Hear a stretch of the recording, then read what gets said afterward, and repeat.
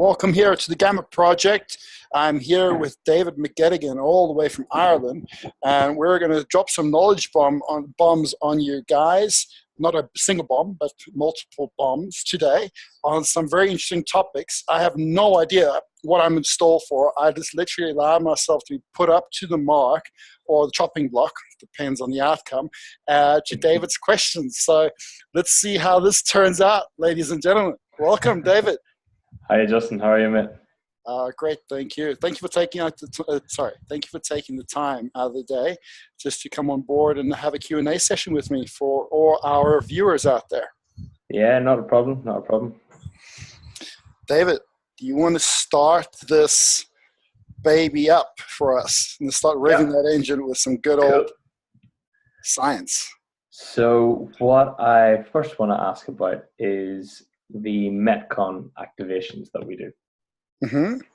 So why those particular exercises, what the thought process is behind them? Good question. All right. So, and you're referring to the pancakes, the prison lunges, walkout shoulder taps. Mm-hmm. They're more complex movements thereafter, progressions, but we'll just talk about those three predominantly. Yeah, sure. And it's so funny you asked this question. Let's go for a call with Peter from Amsterdam, from Gustav's gym, and we were talking about compression, rather diaphragm, and compensation that occurs in the lower back. So I think you kind of guess where I'm going with this one, right? Bit. So most of unfortunately, in modern day living, we are forced, due to multiple reasons, into a semi-fetal position, a state of recovery. So the spine is not necessarily lengthened or curved in the way in which it should be. And because of that, structures within our pelvis start to become tighter than they ought to be as well. Namely, adductors become a bit, hypertonic, causing inhibition to the outside of our hips, which control or regulate the amount or prevent the amount of internal torque that our femurs might be undergoing during general walking as well. So the whole Metcon, very simply put together, is actually designed to increase the length to muscle that might just be bound and tight due to common postural inefficiencies, and to create awareness to muscles that may not be utilized often enough in the world or the lives in which we live in the modern day world. So pancake, not only are you trying to encourage good thoracic extension, but you're also trying to create as much active abduction in the hip as well during a process of hip flexion, controlled hip flexion. Always taking note that the femur doesn't rotate inward once you have actually abducted the thighs out to the side, which a lot of people neglect to remember. They shoot the legs out, they don't tense the quads, they lean forward, knees roll in, and the MCL starts to scream. So you have to be really careful of how you apply a very simple movement like a pancake. The same can be said for a prisoner lunge. You don't want the spine, in particular the lumbar spine, to be going like a pendulum from side to side when you're trying to create rotation around the hip, and allowing yourself to go into a state of flexion on the one compartment of the hip, whilst the other hip is extended, going into full extension on both sides of the hip, up and down through the movement. So, and the walkouts and shoulder tap is very much just to lengthen all our media rotators in our body, which becomes so bound, working computers, working on clients, using, even as a manual therapist, you'll know, well, not just a manual therapist, but having been a manual therapist, you'll know, being in that round position, that thinker position, might be great for writing articles, but it's not necessarily the best thing for our posture, particular structures like the biceps or the pec minor, and how being tight in those areas of our body can actually cause disassociation to our abs, the rectus abdominis, becoming hypertonic in nature, which, and for those who don't necessarily understand what that means, it's a dysfunctional muscle that necessarily can't flex, it can't completely shorten itself or can't completely lengthen itself under proprioception or known control, known awareness of control.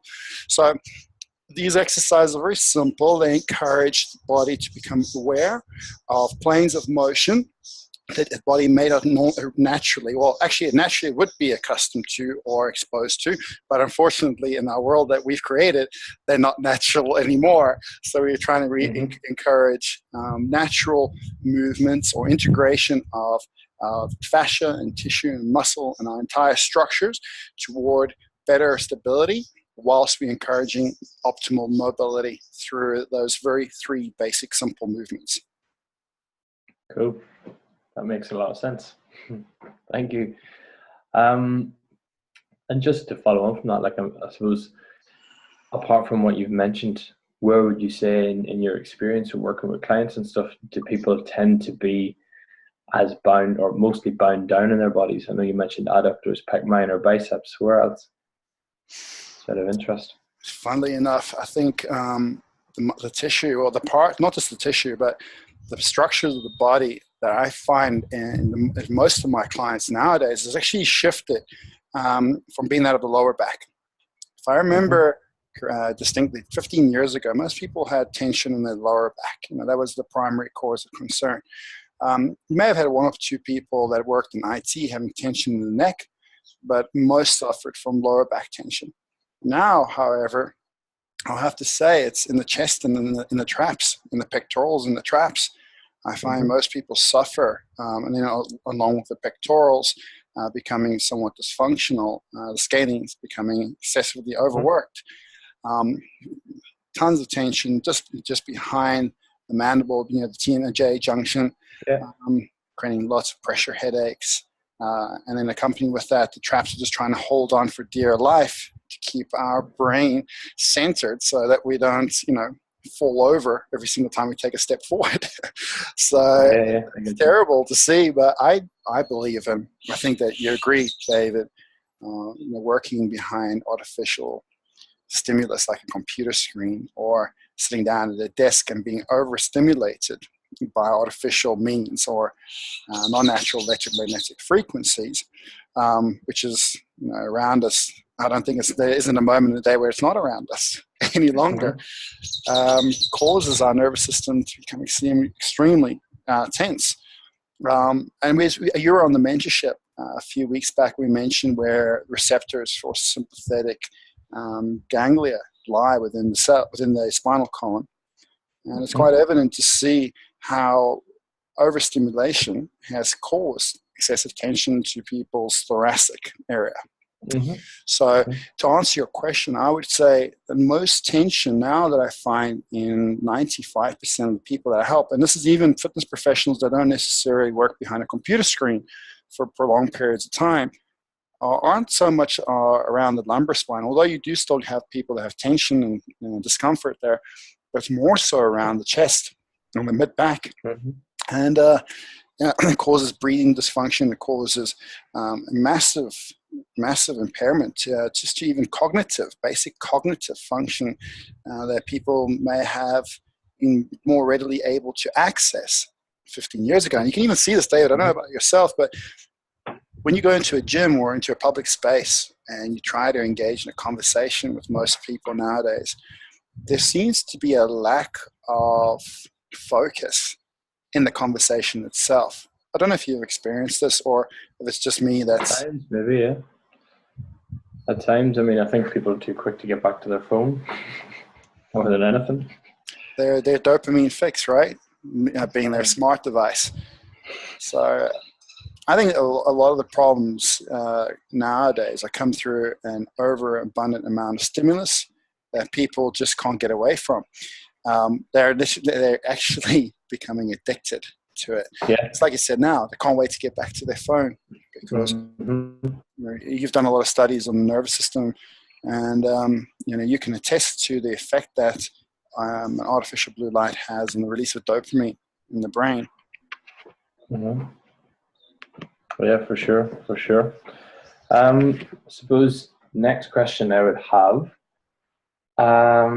when I have my blood glucose level, for example, is on point, you ask me normally to eat more calories. Yeah? Yes. Normally more calories. And when I started training with you, I found this counterintuitive. Most because Yeah, because my understanding back in the day was that calories were important to for most people, and that if I was to hit a surplus of calories, that it would cause a pretty negative effect on my body, for example. So I just wanted to get your thoughts on that, and that's just the thinking process behind why you ask me to up calories whenever blood glucose is on point. Most definitely. It's funny, even before I came up with the hypothesis behind the reasoning, or behind giving higher calories on lower glucose days and more carbohydrates on higher glucose days, which once again goes against the common thinking or the consensus in the fitness community. Yeah. I was advocating for people to have more calories on non-training days.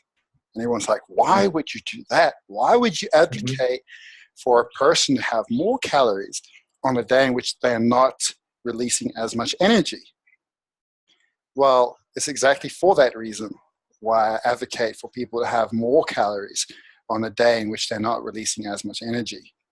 When we release energy, in order for ATP to be available to our cells or to our mitochondria within our cells, there needs to be a catalyst, and that catalyst comes in the form of a stress response. The more stress that we release, the more we inhibit blood flow to the viscera, and the more that we increase blood flow to the periphery. Regardless of the impact that would have on gastric endocrine hormones, the decrease of blood flow, in essence, to our digestive tract, is going to affect motility, gut motility, the rate of which we process and mobilize foods. So if I were to say, go ahead and have a lot of calories on the day you're doing legs, as an example. Training legs is a big muscle, is one of the hardest training days of the week, right? And the reason why is because it requires a lot of energy and a lot of mental focus to both increase stability for optimal movement to occur in any exercise, apart from maybe leg extensions, which are just a glory ego exercise. But for the most part, lower body training requires a lot more functional based movements than we could possibly see in upper body based training. And now I'm not trying to downplay the functionality that our arms have in our body by any means. But before anyone tries to say, oh, you're saying there's no function in training arms, because you get the CrossFit guys and you get the bodybuilder guys, and there's always an argument about this.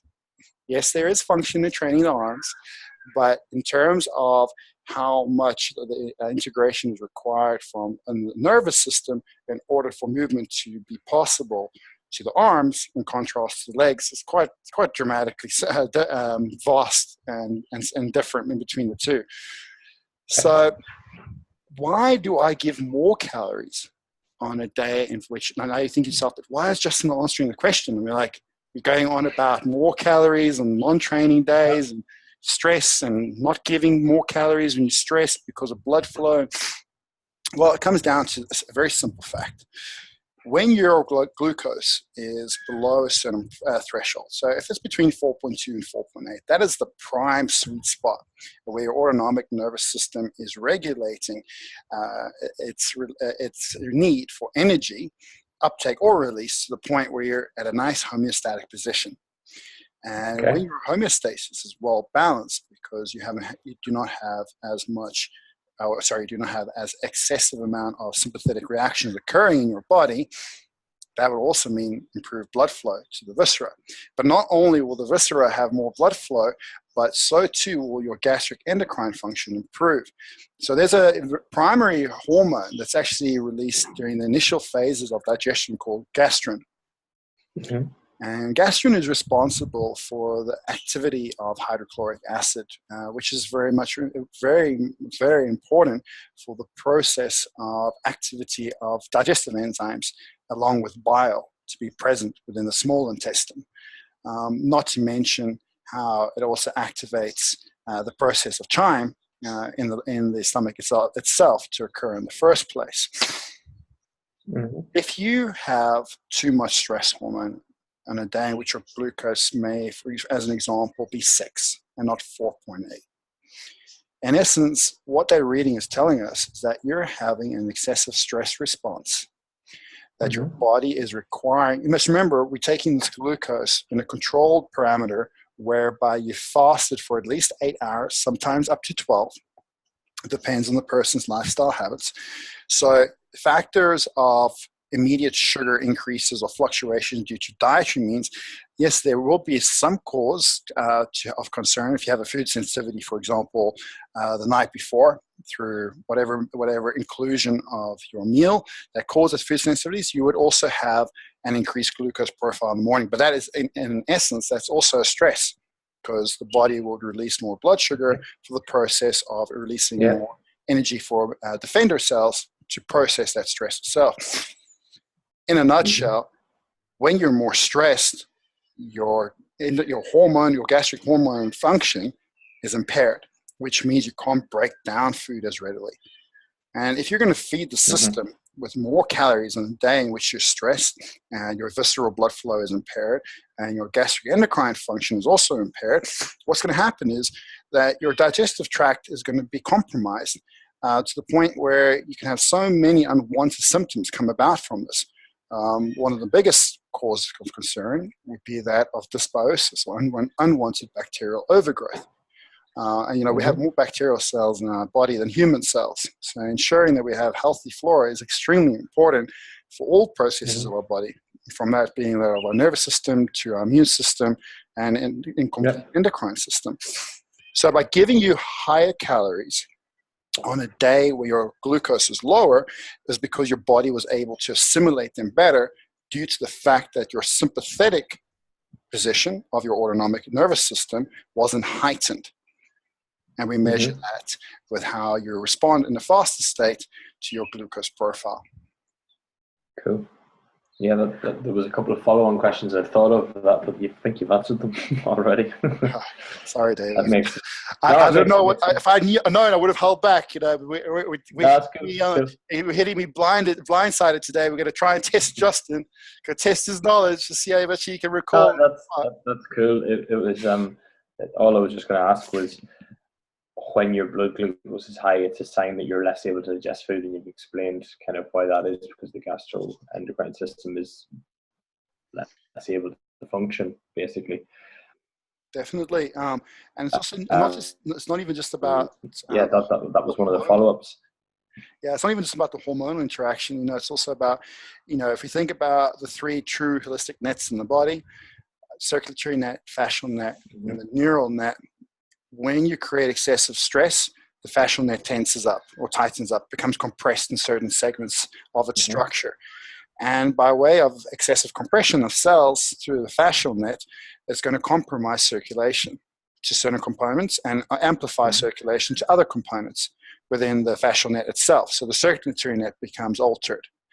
And when that becomes altered, so does the neural net in terms of its priority of what it needs to increase proprioception of or toward.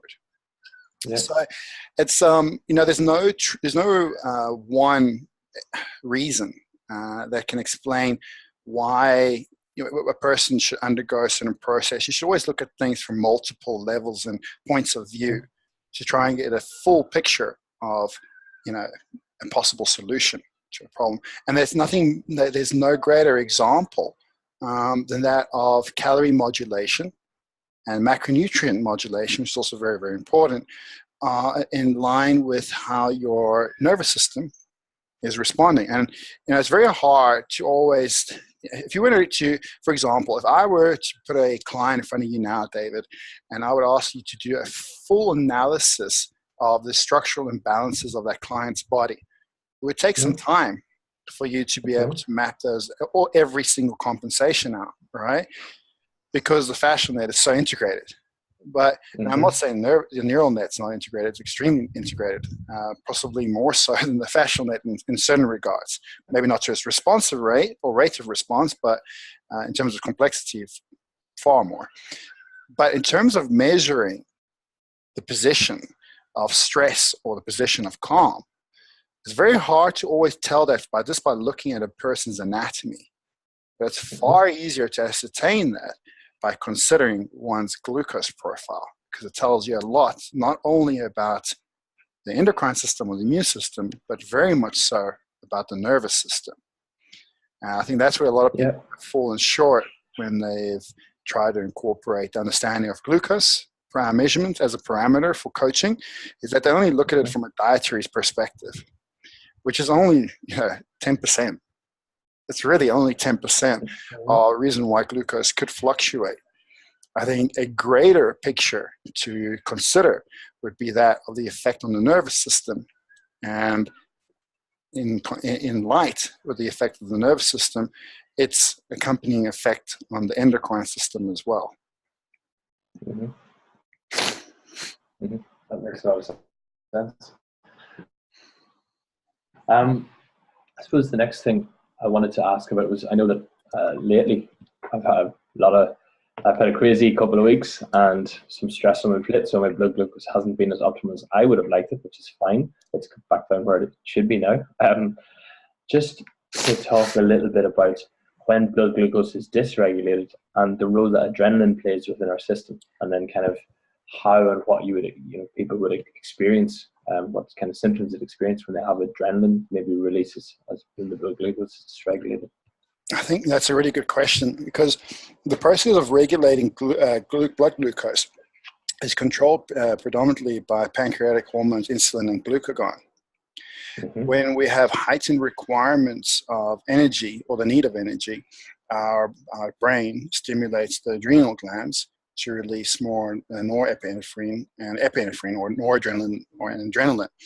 And that would cause a surge of certain G-coupled protein sites to become facilitated, which would cause energy turnover, release of more fatty acids, as an example. But it also just cause a huge surge of increased mitochondrial activity in its own right. Not to get too technical, because you can get extremely technical with the role of adrenal fatigue and how it can play with an impaired glucose profile. And the topics of conversation can span from one's immune system to one's complete anatomical system or fascial system as well. So it's really a complex subject, but to keep it simple, when your body becomes overwhelmed, in essence, it tries to seek a solution to the problem by creating adaptation. So we have homeostasis is the process by which we control both anabolic and catabolic reactions. And for those that don't necessarily understand anabolic and catabolic reactions that are watching the video, anabolic reactions, the process of building things up, or building up cells, or building up the storage of energy within cells. And catabolic reactions, the breaking down of energy, storage of energy into available energy, or of cells themselves. Our bodies always want to maintain a certain level of homeostasis. So when there isn't a good control of our natural or our balanced glucose modulatory effects, it will ramp up stimulus to try and regain control. All right. Now, it's going to, remember, homeostasis. So it's the way in which we also not just adapt our internal processes, but also adapt our internal processes toward an environment. And it's very important to remember an environment. So the body wants to maintain balance of your body within an environment. If an environment becomes overwhelming, the body will seek strategy to release more energy. And will do so by overstimulating the adrenal glands at first until they get completely taxed, at which point you'll probably initially have hyperthyroidism occur during initial overstimulation of adrenal, then hypothyroidism will eventually set in, and then eventually metabolic syndromes can come about from excessive use of adrenal facilitation or catecholamine dominance within the body. Symptoms that people can experience: lack of short-term memory recall, inefficiency or inability to be able to articulate oneself in a fluid manner, anxiety, impaired sleep, frequent urination during the evening, suppressed appetite. These are the very few of the many possible symptoms that one could experience from an overactive catecholamine dominance within the body itself. And unfortunately, when we do overutilize our energy systems, we become energetically inefficient. And apart from what effect it has on our neurons and our mitochondria, it has massive negative impact on our organs, and in particular our liver. Now, the liver is the second largest organ next to our skin in our entire body. And it has over 300 enzymic processes that is responsible for the health of our body. So it's an extremely important organ to consider. But very importantly, the liver is a station where amino acids are either transaminated or deaminated into available structures and those structures can be as vast as different type of neurotransmitters, other type of hormones, detoxification components. The list goes on and on. Mm-hmm. If our liver cannot appropriately transaminate or deaminate amino acids coming into our body, in essence, our body becomes even more stressed, which causes it to release even more energy, which compromises the liver to even greater extent. So it's very important that when we consider the effect that a hypercatecholamine dominance may have on the body, that we're not just looking at it from the perspective of adrenal health, but we also need to look at it from the perspective of gastric endocrine health as a whole. Mm-hmm. And components that would allow for gastric endocrine function to exist in the first place. And those components for large part are the liver, the gallbladder, and the pancreas, mm-hmm. which are receiving organs from the brain that create an effect in order for us to be able to detoxify or to create necessary, if you want to call it, byproducts for the purpose of good health within our body itself. Yeah, cool. That's a nice comprehensive answer. Hey man, you threw me under the bus today, so I'm going to come up with guns blazing. I'm going to be like, I got to recall. Damn good. Let me think, do I have anything else I'd like to ask? Sorry, before we go on, can I just give some suggestions to people who mm-hmm. might be suffering from any of those symptoms? I just want them all to know that they're not alone. I suffer from them quite frequently myself as well. No matter how much you try to install healthy balance into your life, there are outside factors that aren't always necessarily in your control that can compromise your ability to create calm in your entire system. David, you're a specialist as a functional neurologist, but when duty calls, we answer. And mm-hmm. sometimes when we push very hard and we work very hard, particularly when we work very hard by accessing further reaches of our brain to recall complex information, and we do that for long enough, eventually we'll get burnout or neural fatigue will set in as well. Just because you're doing something that's good for you doesn't mean that if you do it in abundance, that's always going to be good for you. And that even comes down to work, right? Yeah, so, for sure.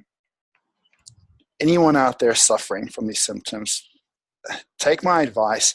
The best thing you can do is stop trying to do so much for a few days. Stop trying, if you're like myself and David, and you're a research nut and love to read and learn, and you get into that mental state, it's frustrating. It is frustrating as hell because you feel like you're reading every other sentence instead of being able to fluidly absorb information. The best thing is to do is actually put that textbook down and go for a walk in the park, or go have a conversation with a loved one, or just become more in tune with other processes of life that don't require as much orchestrated cognitive components of our brain, that are just more natural and just much easier to get through and talk about lighthearted topics, not what we're talking about now, guys, but talk about lighthearted topics, because they will give your brain the room to recover, and you're not going to lose information if you don't recall it every single day. You're more likely to lose information if you try to recall it every single day with fail coming through without, positive solution.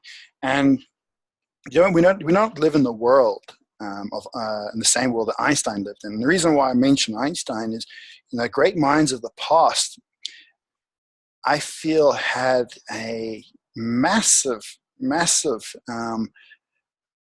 benefit over us, or a massive, what's the word I'm looking for? Advantage. That's the word. Shows how much I've been reading today. I couldn't even come up with the word advantage. It's funny.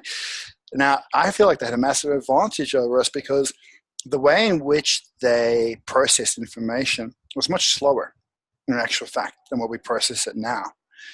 Nowadays, we have a plethora of knowledge available to us at the click of a button. But the problem with that is our brains have not evolved to the speed of which our resources have evolved. So we're trying to keep up with processing a massive library of knowledge without giving the brain the appropriate time to actually incorporate that new understanding to that knowledge in the first place. And this is why, if you look at the great minds, they weren't generating the greatest finds in their early years. It generally came in the later years of their lives. They were able to come up with these great discoveries that benefited mankind. Is because they took the time and they installed patience into their process of learning. And it comes down to anybody else out there that's maybe not a nerd like myself and likes to learn a lot of things, but likes to do a lot of things. For those of you who are entrenched in your powerlifting or your training or your boxing, whatever it might be, whatever your passion is, and you feel like your ability to connect with your passion is starting to dwindle, and through that inefficient connection to your natural talent, you start to become anxious.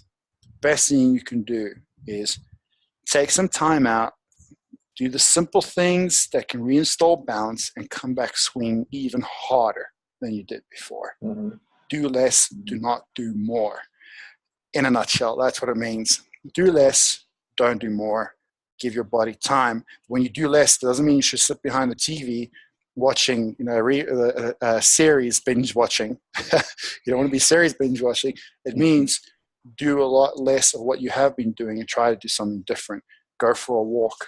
Go to the park. Breathe some fresh air.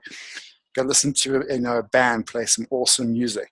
Just stimulate another part of life, because what you're doing is you're overstimulating one component of your life, and the rest of your soul, sorry to get spiritual, is screaming at you and asking just for a little piece. Cool. I mean, I think I could probably say that from my perspective as well. In the nervous system, in life in general, too much or too less is never a good thing. There's a kind of a, do you call it a gamma? Gamma. I love it. I love it.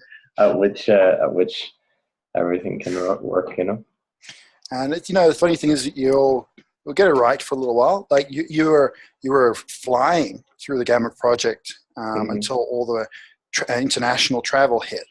Yeah. And you'll be flying through it again by next week. I have no doubt you'll be flying, but there's always a price to pay for when we're flying, right? If you go 1,000 miles an hour, you crash a lot harder than when you're going 100. Yeah. So for anyone listening, I've just learned that, having had 3 international trips in a month and the move of house. So it's been full on, and definitely has taken me a good 10 days to come kind of out the other side of that and feel like I'm ready to crack on with everything. And also just being patient, not forcing yourself to be ready, because we're all like, every human being is like this. I think there's not a human being that I don't know on this earth that's not hard on themselves in the way in which they perform in life. In particular, because a lot of people I know are overachievers. And I'm very thankful to have good friendships in these people, but we all share a common flaw, is that we don't know when to take the foot off the accelerator. And even when we do take the foot off the accelerator, it's not long before we try to push it back down full throttle. And it serves no purpose. It really doesn't. It's not, there's an old saying, right? It's not about the quantity of work you do. It's rather about the quality of impact that you can create. And, life's actually fun. Life is actually not as serious as we make it out to be. It's actually a hell of a lot of fun, but it starts to become a chore when we try to do too much. So do less and enjoy it. That's exactly where I was at, because my energy levels, my sleep, everything has improved since I started working with you. And I was thinking, right, now I can actually smash out a load of work, and then it just doesn't work like that. No. And then, and when you get to that position, you will do it, David. You will do it again in a few months' time. Actually, probably in a month and a half, 6 weeks from now, if I have the same conversation with you, you'll be at a high-performing space, in a high-performing space. And remember, just like you, David, 2 weeks ago, I finished the 12th module of the syllabus. And for 5 consecutive weeks, I was doing 70 hours of research a week. Now, I feel really tired. It's 2 weeks later, still haven't recovered. But what did I do the first week after? You know what? The best coaches don't necessarily always take their own advice. First week after, hammering the squats, hammering it, going crazy, trying to lift heavier, trying to lift. Now I've got a strained pectineus, and my adductor magnus, posterior fibers on my left and my right leg, feel as though my knee's in constant flexion. I'm literally walking around like Quasimodo. Right? Because I try to push too hard. Because I'm just thinking, but I haven't been training that hard, because I didn't train as regularly when I was doing the research. Still train, but not as regularly and not as hard. So I thought, wow, now the research done, let's get to the gym. Worst idea ever. Worst idea. But you'll get there. And funny thing is, you'll be able to perform probably at a higher level than you did when you did your 3 international trips, writing up articles, putting up blogs, getting resources together for a potential syllabus or whatever it might be, or writing a book, or coordinating with other professionals, doctors, physios, what you have been doing. You'll be able to do that. But this time around, when you get to that position where you're able to do it, understand that there is a finite amount of time where it's productive. And the harder you push, you can push as hard as you want, but just know that the harder you push, the longer it's going to take to recover. Yeah, that's nice, for sure. It's a nice lesson. Yeah, that's the way things should be, I think, David. You know, when we were at school, right? I remember school days, the good old school days where you got 4 holidays a year, and your main concern was an exam. But, I think kids have a right thinking. I think they have a right thinking about life far beyond our understanding. We've lost that understanding. Is that you look at kids, right? Even university kids that don't necessarily go potted all the time and partying, but actually take their degree seriously. They really put effort into their subject matter for a period of time, and they write up thesis, they do exams, they go to practical seminars or whatever else that they do to get their degree, and they hit really hard. But afterward, they have a month off, chilling. Yeah, and that's the thing. We have unfortunately become so conditioned to live a robotic life, thinking that we're machines, but that sucks. Like, what kind of life is that? Right? I don't want to be a machine. I'd rather be organic and, fart a little bit here and there and make a terrible joke that nobody laughs at, than be robotic. Because being robotic is just stressful. I mean, have you ever seen a limber robot? Not yet. Even that robot that Justin Timberlake has in his latest music video. Have you seen that one? Have you seen it? No. We got this his latest music videos with him basically having this. I guess it's like a mimicking suit with a robot with all these little electrodes. So how he moves his body is how the robot moves. Even as limber as Justin Timberlake is, the robot did not move as limber. No way. It was not moving as fluid as him at all. It was still like regimented. It's because when you live a life like a robot, you become stiff, and nobody likes a stiff. That's it. No one likes a stiff. That is exactly it. I don't really have any more questions. That was brilliant. There was a lot delivered there, so I'm looking forward to reading after listening back and getting these knowledge bumps to sink in a little deeper. Awesome. Thank you for taking the time, David, and I really feel privileged to have guys of your caliber on board with the project and helping out with the mentorship with all the students that are coming on now. Just a good bunch of people to look up to, and thank you for just committing to the effort of continually pursuing new knowledge and invested interest towards creating better outcomes for people. Sure. Thank you so much for having me on board. It's only a pleasure. Have a lovely day, and send my regards to your family. No problem, man. And you. Thanks. Take care. Bye.